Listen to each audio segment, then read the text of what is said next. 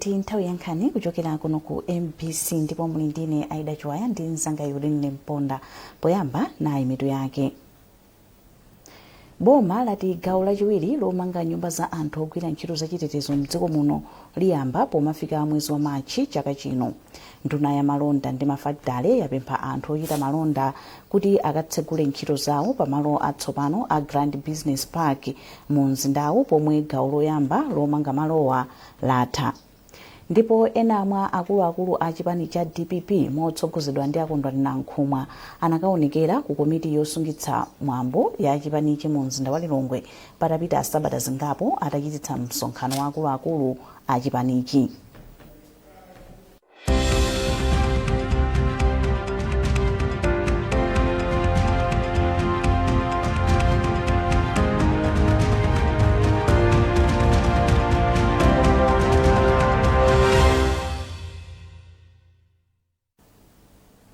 Takulandirani mu nkhani zathu.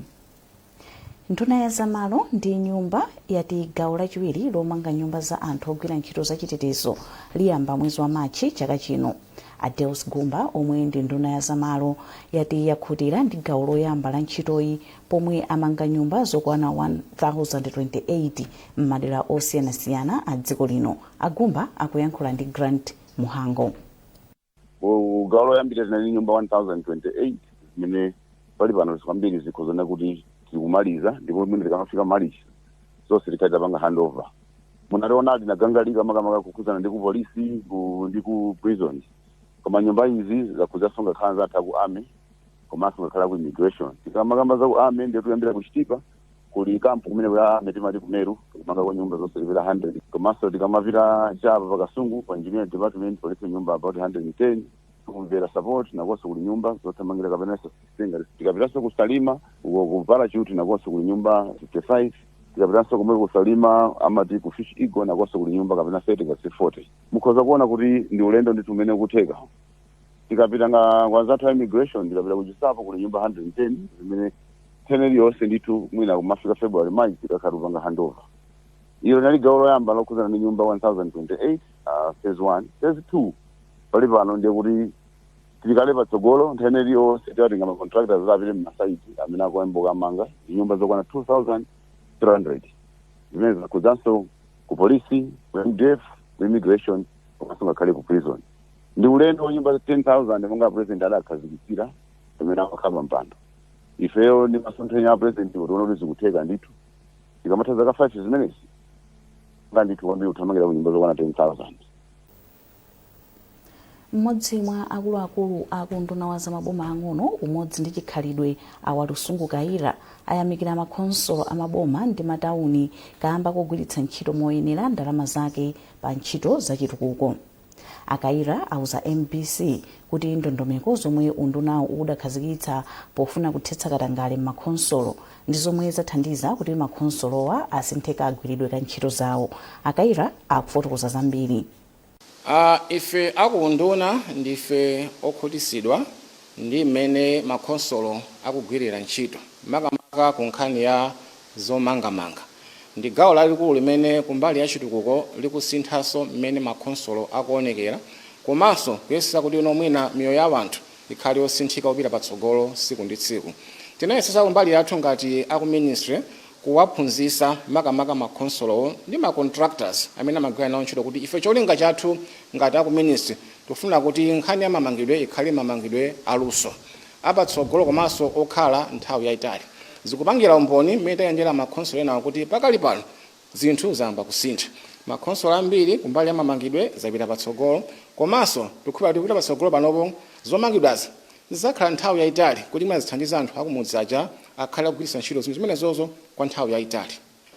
Ife ngati akunduna komanso ngati dziko tikhupa kuti pakali pano masomphenya akulu amene tikugwiritsa ntchito kamene akutsatira ndi Amalawi 2063 amene atsindika kwambiri kuti kumbali yokonzanso chuma cha dziko lino chipite patsogolo anthu ngakhale akumidzi azikhala ndi makobiri nthu ndi nkhani yayikulu komanso kumbali ina ndi nkhani yonse kuti ngati dziko tayesa kuti tapanga mwayi wopereka anthu ntchito ambiri akhale pa ntchito. malo okwelera basi zikuluzikulu mu mzinda wa Mzuzu ayamba kuwagwiritsa ntchito. Izi zili chomwechi ngakhale anthu ena ali ndi maganizo osiyana pa zamalowa. Alifa Kasongo wadzanza mbiri mu ripoti ili. Ndinapita ku malo atsopano okwererako basi zikuluzikulu zotchedwa coach pa Chingerezi, komwe konsolo ya mzinda wa Mzuzu yangokhazikitsa kumene. Ndinapeza anthu alikalikiliki kulongeza katundu, ndipo amaoneka osangalala kuti zokonzekera za ulendo wawo zikuchitika mwabata. Andrew Mayingo ali pa ulendo opita ku Blantyre ndipo akufotokoza chisangalalo chawo. Pamalo pano pakuoneka zoti pali bwino kwambiri. Koma anawo chiwambo omwe amagwira ntchito ku Sososo akuti makampani amabasi akupereka ndalama zochuluka kwambiri kumalowa.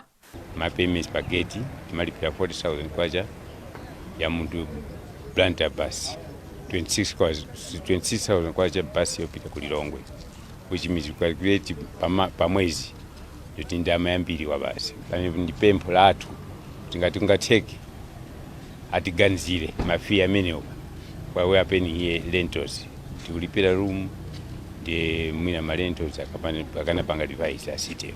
Koma mkulu woyang'anira pamalowa wa ku konsolo ya mzinda wa Mzuzu Apo Katseka akuti malowa awakonza mwa makono ndipo pakupita kwa nthawi makampani amakochiwa azolowera. Ntchito zathu zinayamba pang'ono wiki iyi, koma kufika zulo ndi lero tikasaonera zoti mabizinesi athu akupita pasogolo and anthu sakunja kwakubwera ambiri because makocha ambiri osafika kunoko. Ngati konsolo ndikozonena zoti ife tikupanga operate pa international standard level ya ifeyo because chinthu choyamba muno Malawi Mzuzu yasekulira khomo la Blantyre Zomba ndi enawo. So kwa iwo ndizodabwisa aina apange react. Koma ndi nthawi poti takhala ntagwena ntchito nthawi yayitali ativesesa ndipo tigwira ntchito mosakakamizana swayi. Malingana ndi Akatseka, mzinda wa Mzuzu ndi woyamba kukhala ndi malo okwererapo makochi amakampani osiyanasiyana a mdziko muno ngakhalenso opita m'mayiko akunja. Alifa Kasongo, MBC, Mzuzu. Nduna ya zamalonda ndi mafakitale a Sosten Gwengwe yapempha anthu ochita bizinesi kuti akatsegule bizinesi zawo kumalo ochitira malonda a Lilongwe Grand Business Park, pomwe ndime yoyamba yomanga malowo yafika kumapeto. Agwengwe apereka pempholi atayendera malowa pofuna kuona zina mwa ntchito zomwe zachitika pa malowo, pomwe ndime yachiwiri yatsala pang'ono kuyamba. Emmanuel Chikonso wadzanza mbiri. Ntchito yomanga malo ochitira malonda a Lilongwe Grand Business Park omwe akuwamanga ndi ndalama za Nkhani ndipo idayamba mchaka cha 2017 yafika kumapeto tsopano. Itayendera malowa omwe ali ku area 46 mbali mwa msewu wa Lilongwe bypass mu mzindawu, nduna ya zamalonda ndi mafakitale a Sosten Gwengwe yati anthu ochita malonda pa malowo ngakhalenso ogula ndi ochepa, kotero pakufunikira kudziwitsa anthu amalonda komanso makampani zambiri zokhudza malowa. Apa Gwengwe alonjeza kuti athandiza anthu omwe akumanga malowa maka pokhazikitsa mfundo zomwe zizikomera ochita malonda ndi kuwakopa kuti adzachite malonda pa malowa. Pamene makasitoma sakubwera okwanira zimakhala zovuta kwa ochita malonda kuti angotsegula, koma kulikoti anthu sadazolowere kubwera malo ngati ano. Ndipo chilimbikitso chathu kwa iwo ngati nduna wa zamalonda kunali kuti aliyense amene akupanga invest mdziko muno ifeyo tigwira nawo ntchito, ndipo ngati pali mavuto ena ndi ena tiyesetsa kuona mapolicies athu, tiyesetsa kuona njira zilizonse zimene boma lingathe kuchita kwalimbikitsa onse ochita invest mudziko muno kuti asagwe ulesi koma apitirire, chifukwa Malawi ndi otsegula for investment. Mkulu wa kampani yomwe ikumanga malowa ama Zan Jiang athokoza boma la Malawi kamba kathandizo losalekeza pa ntchito yomanga malowa, ndipo walonjeza kuti gawo lachiwiri lomanga nyumba zikuluzikulu zochitira malonda pa malowo iyamba posachedwapa. Malinga ndi Jiang amanga hotela yapamwamba komanso shopping mall mwa zina mu gawo lachiwiri zomwe zifune ndalama pafupifupi $80 million zomwe zikupambana $40 million zomwe zidagwiritsidwa ntchito mu gawo loyamba. Emmanuel Chikonso, MBC, Lilongwe. Mukuonera nkhani kuchokera kuno ku MBC, ndipo madzulo ano muli ndine Aida Chiwaya ndi mzanga Yolenene Mponda. Bwanji tionenso mitu yake. Boma lati gawo lachiwiri lomanga nyumba za anthu ogwira ntchito za chitetezo mdziko muno liyamba pomafika mwezi wa Machi chaka chino. Nduna ya zamalonda ndi mafakitale yapempha anthu ochita malonda kuti akatsegule ntchito zawo pamalo atsopano a Grand Business Park mu mzindawu, pomwe gawo loyamba lomanga malowa latha.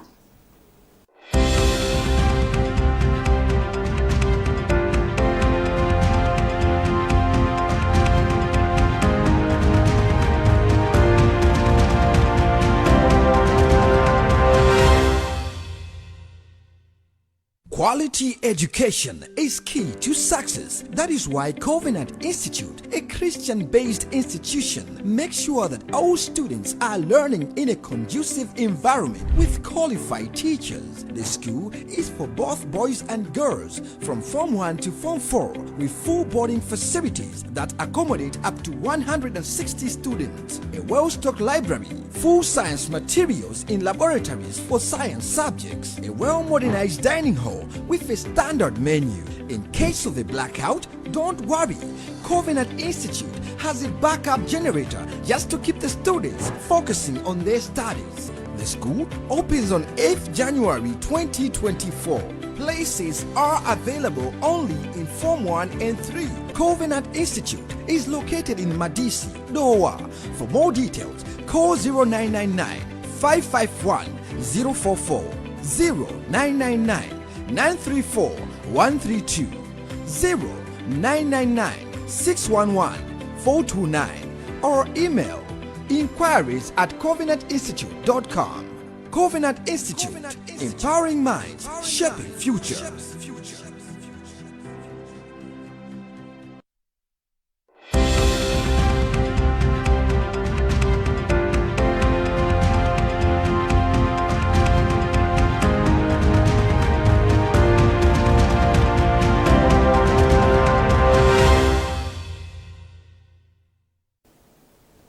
takulaniraninso mu nkhani zathu. Theka la ophunzira pa skulu ya ukachenjede ya University of Malawi ati alibe makompyuta oyenda nawo omwe ali ofunika pa maphunziro amakono. Izi zadziwika pamene kampani ina yomwe imagwira ntchito za makina a kompyuta ndi makina a internet ya Move Secure Africa inapereka makompyuta kwa ophunzira ena ku skuluyi. Mkulu oyang'anira ophunzira pa skulu ya Unima Dr. Jonas Mwatsiteza ati mwa ophunzira 9026 omwe amaphunzira pa skuluyi ndi theka okha omwe ali ndi malaptopu ndipo ena mwa malaptopuwo ndi osalongosoka. Vutoli ndi lalikulu kwambiri malingana ndi mmene zilili pano kusiyana nthawi imeneyoyo. Panopo ndikovuta kuti mwana wa skulu aphunzire opanda laptop kotero kuti aphunzitsi akupereka notes ku laptop information zoti mwana skulu awerenge zikupezeka pa internet, koma ife internet tikupereka kwa ulere kwa ma students, komano ana skulu kuti atenge information eyo akufunika kuti apeze zinthu ngati laptop kapena kuti computer, makina computer or phone kuti agwiritse ntchito.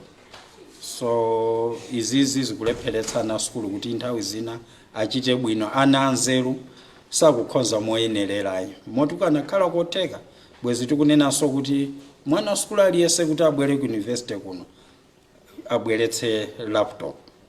Fa popanda kubweretsa laptop saphunzira bwino, fa kuyenera kubwereka zimenezo. Polankhulapo mkulu wa kampani ya Move Secure Africa Patrick Masamba ati anaona kuti nkofunika kuthandiza ophunzirawa chifukwa ndi tsogolo la dziko lino komanso ngati nzika yodalirika ya Malawi. Ndipo mmodzi mwa ophunzira omwe alandira laptop Samuel Chiumya wati ndothokoza chifukwa wakhala akuvutika. Ine ndi pempho kwa makampani amene ali ku Malawi kuno komanso monga Move Secure Africa ngati kampani inachiona ngati chinthu chofunikira kwambiri kubwera ku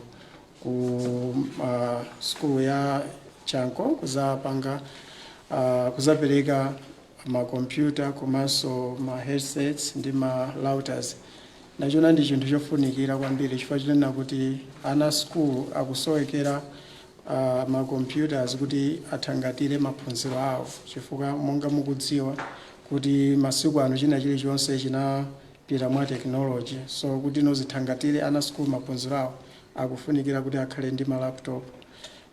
Komanso ndamva kuti chiwerengero cha ana skulu pamalo ano ndi chambiri amene alibe ma laptop, so pempho langa ndi lonena kuti kwa makampani ena amene ali Malawi muno kumene kuna kulikonse mukuti mverako chonde tinganipo ni gawo monga ngati udindo wa kampani yanu komanso udindo monga nzika ya Malawi kubwera ndi kuzathangatira kwa anthu amene akusowa.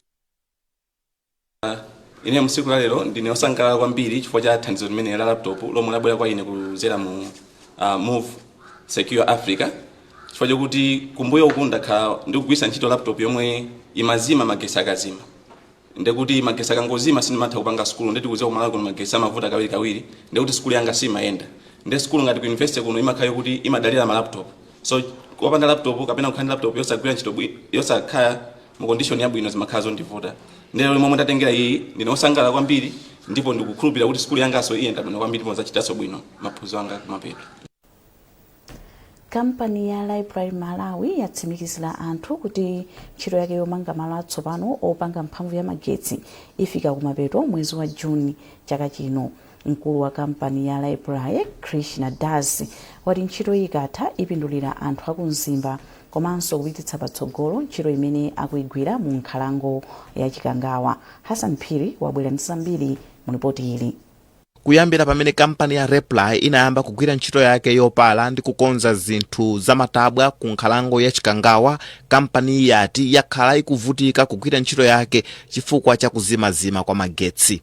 Poyankhula ndi MBC malo mwa mkulu wa kampaniyo, mneneri wa Reply Dalitso Chimwala wati akukhazikitsa malo opanga magetsi kugwiritsa ntchito zinyalala za mitengo, utuchi wa matabwa, masamba ndi zina kuti adzipeza mphamvu zokwanira ndi kupanga katundu wapamwamba.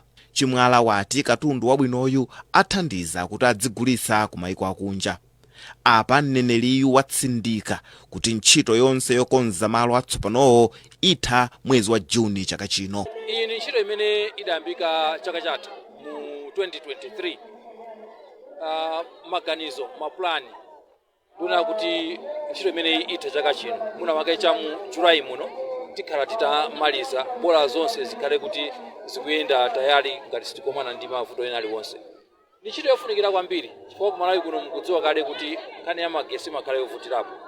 Magesi amene tikamaliza tilumikiza madera onse ozungulira kunoko. Akuluakulu a kampaniyo atinso iwo adzigwiritsa ntchito magetsi pafupifupi mamegawatts asanu ndipo osalawo apereka ku boma la Malawi. Kuphatikizapo Reply idzipereka magetsi ku skulu zozungulira, misika komanso nyumba zozungulira dera la Chikangawa mboma la Mzimba. Hassan Phiri, MBC, Mzuzu. Ena mwa akuluakulu a chipani cha DPP motsogozedwa ndi akondwani Nankhumwa aonekera ku komiti yosungitsa mwambo mu chipanichi mu mzinda wa Lilongwe potsatira msonkhano waukulu omwe akuluakuluwa anachititsa masiku apitawa. Izi zadza pomwe yemwe anamuchotsa pa mpando wa mulembi wamkulu wa DPP Agrizeda Jeffrey anayitanitsa msonkhanowu ali pofuna kukwaniritsa zomwe bwalo la milandu linagamula pa nthawiyo. Ndipo kuonekeraku kukuchitika pomwe bwalo la apilo lakana pempho la Nankhumwa ndi anzawo kuti liwabwezeretse pa udindo pomwe anawachotsa. Kuchokera ku Lilongwe, Patrick Dambula akufotokoza. Zona ndi kuti chipani chitayitanitsa akuluakulu ena amene akhala akutsutsana ndi zina zochitika mchipanimo. Iwowa ndi akondwani Nankhumwa amene ndi mtsogoleri wakale wa chipanichi ku chigawo chakumwera. Nde kunalinso Cecilia Chazama amenenso anali mtsogoleri wa amayi mchipanimo, komanso tinaona Amagi Botoman ndi memba wa komiti yaikulu ya chipanichi.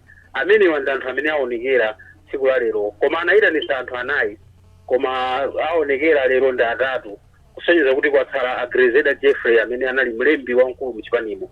Anthu amenewa akhala kokana ndi chipanichi kamba pakuti mwina anasintha maudindo anali ndesa amagwirizana nazo moti akhala kupita mabola milandu kuti akasome nkhani zimenezi. Nthawi inanso mbuyo mwana adzachititsa msonkhano waukulu wa chipanichi umene mbali ina ya chipani cha DPP inavomereze. Nde panali nkhani zambiri zimene akhala kokana. Nde lero chifukwa chake anawayitanitsa kuti adzafotokoze mbali yawo ngati komiti yosungitsa mwambo. Unakwanitsa kuyankhulako ndi anthuwa atatuluka kokumana ndi komiti imene ndipo akuti kumeneko zokambirana zayenda bwanji? Onse atatu amene aonekera lero tinakwanitsa kulankhula nawo, koma palibe amene timafotokoza zenizeni zimene akambirana. amaki botomani litapeza nkwafunsana nkonena kuti ayi nkhani ndi nkhani ya mbanja monga DPP ndipo tipanga tisova mokhala ngati banja la DPP ndipo ananena kuti iwo adakali memba la chipani cha DPP ndiye tinadzafunsanso asisilia chazama amene mawawo ananena kuti sanganene china chilichonse chimene akamba mkachipinda komatako kuti tidikirire chipanicho chitulutsa statement ka mawu ake ofotokoza mmene zinthu zayendera kapenanso chiganizo chawo kuti apanga chiganizo chotani pa nkhani imeneyo. Akondwana nkhumwana onso chimodzimodzi anena kuti akambirana ndithu koma sanganene kuti akambirana zotani akuti ngati kuli kuti timve maganizo ndiye kuti timve maganizo kuchokera kwa amene amatsogolera komiti imeneyi pokambirana zonsezi ndiye amene angathe kunena mwina ndi chani nakambirana koma iwowa anena kuti ayi sangafotokozepo kena kaliponse ndiye onse atatu akaniratu kufotokoza zimene akambirana koma angovomereza kuti inde takambirana ndipo tikadali a DPP koma sitinganene kena kaliponse kamene takambirana mkati mmenemo.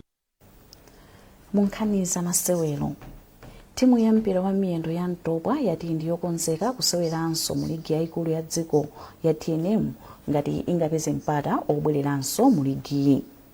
Ntobwa yomwe inatuluka mu ligi yaikuluyi mchaka cha 2021 yafika mu ndime ya semifinal mu mpikisano wa mchigawo chakumwera ndipo ndikatswiri wa mpikisanowu yalowa mu ligi ya TNM. Mwini wake wa timu ya Ntobwa a Isaac Jomo Osman wauza MBC kuti iwo akukonzekera mu zonse kuti azachilimike akalowa mu mpikisano wa ukuluwu. Ndifo kukonzekera ndichifake tikulimbikira mazuwa mulungu abasa olimbika ine ngati Jomo ndimalimbikira kwambiri and I don't give up koma china chilichonse lichiteke ndi chifuniro cha mulungu so panopo ife tikungokonzekera koma imwe atakwanirisi tilimbikira koma mulungu mwine wache ngati wafuna palibe wina aliyesangalira. Ine ndimanena kuti mpira is a process. Ana amene wanamba nawo under 12 panopo ndi ana omwe ndili nawo season yapita icha ndimanena kuti tikukonza timu tikukonza sogolo zinativuta chaka ichi chimwina anthu ena aja ambokhulupirira ana aja sopano apanga jail kuti muone ana ambiri omwe ndinawo timu iyi so tinangwatenga kwina kwake amene ndi 2 or 3 players koma ndiyano tinamba nawo kuchokera nawo kumuzi akukulira mu timu yomweyi so kwa ineyo ndichembekezo kuti ana awawa akuzokhala ndi promotion yawo ndikukamenya mu Super League. Achimwene kuli kutekera waona wao kuti afa president atsopano adanena zoti 20 million ili pa table tikuziwaso kuli mawewe wishes unaona weka kuti timu ya asikana ya Ntobwa imapangidwa sponsor ndi kukoma so I don't think kuti kukoma ingafune kuti wina abwireso kuzaikapo zina lake pamwamba pa Ntobwa. Nkhani imeneyo tatsirizanso nkhani zathu madzulo ano koma tisanasiyane nayi nsomitu yake. Boma lati gawo lachiwiri lomanga nyumba za anthu ogwira ntchito za chitetezo mdziko muno liyamba pomafika mwezi wa Machi chaka chino. Nduna ya za malonda ndi mafakitale yapempha anthu ochita malonda kuti akatsegule ntchito zawo pamalo atsopano a Grand Business Park mu mzindawu pomwe gawo loyamba lomanga malowa latha. Ndipo ena mwa akuluakulu a chipani cha DPP motsogozedwa ndi akondwani Nkhumwa anakaonekera ku komiti yosungitsa mwambo ya chipanichi mu mzinda wa Lilongwe patapita sabata zingapo atachititsa msonkhano wa akuluakulu a chipanichi. Mutha kupeza izi ndi zina pa tsamba lathu la intaneti mbc.mw kapena pa Facebook Malawi Broadcasting Corporation. Munali ndine Aida Chiwaya ndi mzanga Yudene Mponda. Usiku wabwino.